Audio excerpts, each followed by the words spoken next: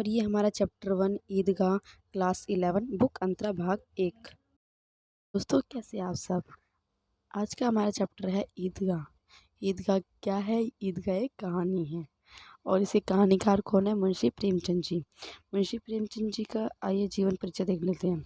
इनका जन्म सन 1880 में वाराणसी जिले के लमई गांव में हुआ था और मूल नाम धनपत राय, मतलब इनका असली नाम क्या था? धनपत राय था।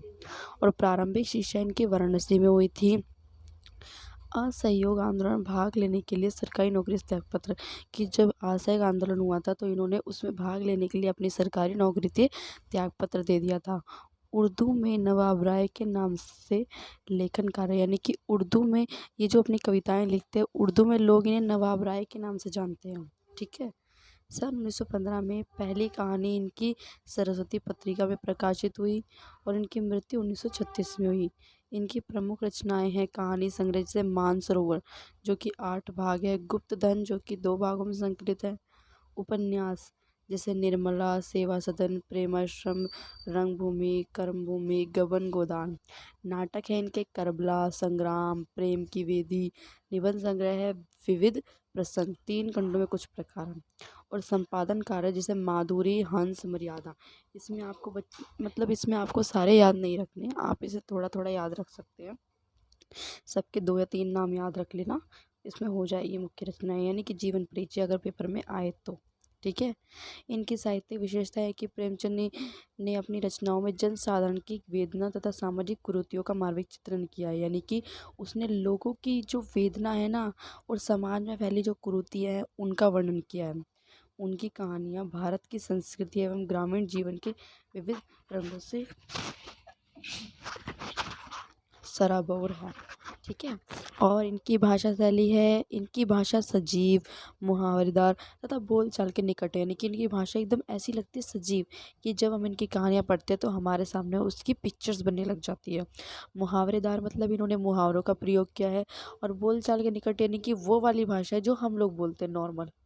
तत्सम तथा उर्दू शब्दों का इन्होंने प्रयोग किया है और भावपूर्ण, वर्णनात्मक तथा संवादात्मक है। आइए पाठ का परिचय देख लेते हैं। प्रेमचंद द्वारा लिखित कहानी ईदगाह भावनात्मक एवं बाल मनोविज्ञान पर आधारित है। कहानी का प्रमुख पात्र है हामिद, यानी कि जो अपनी दादी अमीना के साथ रहता है।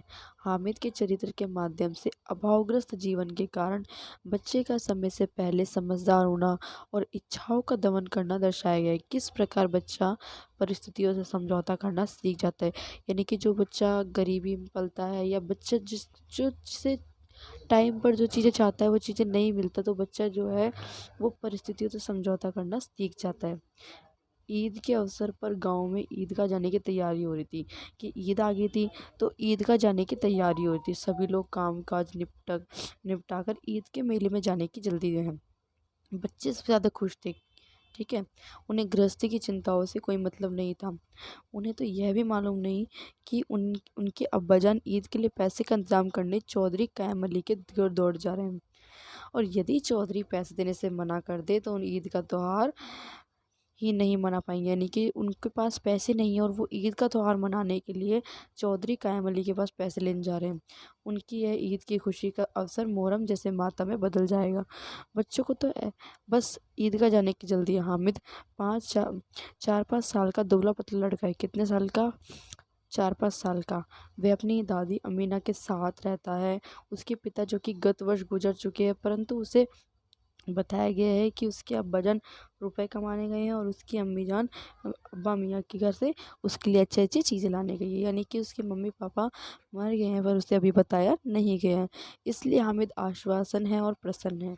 अमीना स्वयं सेवैये के इंतजाम के लिए घर पर रहकर हामिद को 3 पैसे देकर मेले में भेज देती है। हामिद के साथ उसके दोस्त मोहसिन, महमूद, नूरी और समी भी थे। गांव से बच्चे मेले की ओर चले, हामिद भी साथ था। रास्ते में बड़ी बड़ी इमारतें, फलदार वृक्ष आए। बच्चे कल्पनाशील होने के नाते तरह तरह की कल्पनाएं तथा उन चीज़ों पर टीका टिप्पणी करते बढ़ते आगे बढ़ते जा रहे थे। जैसे रास्ते में पुलिस लाइन आने पर एक ने कहा, यहाँ सिपाही कवायद करते हैं। मोहसिन का कहना था कि यही पुलिस वाले चोरी भी करवाते हैं, यानी कि बच्चों की धारणाएं हैं। बच्चे सोचते हैं कि पुलिस वाले कवायद करते हैं और कोई कहता है नहीं, यही चोरी करवाते हैं, फिर यही पकड़ते हैं। हामिद को सुनकर आश्चर्य होता है। इस प्रकार बालकों में पुलिस के प्रति अलग अलग विचारधारा थी। ईदगाह में नमाज का नज़ारा अलग ही था। नमाज के समय लाखों सिर एक साथ सजदे में झुकते तथा एक साथ उठते, ऐसा प्रतीत होता है उनके मन में अपार श्रद्धा का भाव होता है। उनके भीतर की भाईचारे की भावना उनके आपस में जोड़े रखती है, यानी कि उनके अंदर जो भाईचारे की भावना है उनको आपस में जोड़े रखती है। धर्म आपस में लोगों को जोड़ता है, तोड़ता नहीं। धर्म के नाम पर तोड़ने वाले धर्म के रहस्य को समझते ही नहीं। कोई भी धर्म मनुष्य के बीच भेद नहीं करते, यानी कि कोई भी धर्म ऐसा नहीं है जो मनुष्य के बीच भेद करे, और धर्म से लोग जुड़ते हैं, ना कि एक दूसरे से दूर जाते हैं। ईदगाह में नमाज के पश्चात हामिद के दोस्त जो कि चरखियों पर झूलते हैं, परंतु हामिद दूर खड़ा रहता है। खिलौने की दुकान से जो महमूद है, सिपाही, नूरे, वकील, मोहसिन, बिस्ती तथा सम्मी धोबिन खरीदती है। हामिद खिलौनों की निंदा करता है, परंतु साथ ही ललचाई निगाहों से उन्हें देखता भी है।